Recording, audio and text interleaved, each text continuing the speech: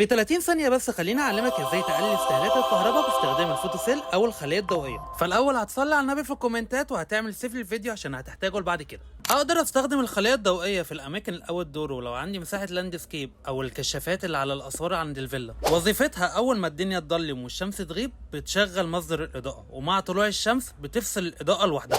بتيجي بثلاث أحجام، أول حجم اللي هو الصغير بيكون 10 أمبير، والحجم الوسط اللي هو 16 أمبير، والحجم الأكبر اللي هو ال 25 أمبير، وهنتكلم بعد كده عنها بالتفصيل. تركيبها بسيط جدا بس انت محتاج تركز معايا وتصلي على النبي. بتيجي بثلاث طروف، عندك الاحمر هو اللي بيتوصل بالحمل، وعندك الاخضر هو اللي بيكون الارضي، وعندك الطرف البني هو الطرف الكهرباء، وبيكون مكتوب على العلبه زي ما انت شايف كده. يبقى انا كده عندي الخليه الطرف الاسود هو الطرف الكهرباء، هوصله بطرف تاني من الكهرباء اللي هي بتاعه الوصله بتاعته، والطرف التاني بتاع الوصله انا هستخدمها على الطرف الاخضر، وانا عندي هنا كشاف الوجه هخلي طرف منه على الاحمر والطرف التاني على الاخضر. ولو عندك اي سؤال سيبولي في كومنت هنرد عليك بفيديو. والثلاث مقاسات من الخلايا الضوئيه متوفرين، فلو مهتم بالسعر اكتب لنا كومنت ابعت لك كل التفاصيل. ما تنساش تبعت الفيديو ده لصاحبك كده هكون قلت لك.